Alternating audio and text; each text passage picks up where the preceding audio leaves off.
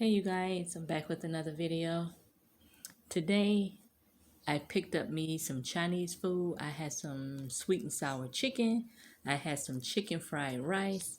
I have my egg roll on deck. And I just got me just a cup of orange juice. Okay, so that's what I'm going to have for dinner.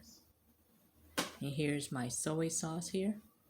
I have some sweet and sour for my egg roll. So this is what I have. So I came home, took my work clothes off. Now I'm about to relax, watch this news, and make it do what it do, and eat my dinner. So I hope your day is going well. Mine is going excellent. I hope you all are being safe and mindful. And if you somewhere, enjoy the sunshine and be careful. I'm sorry I got distracted.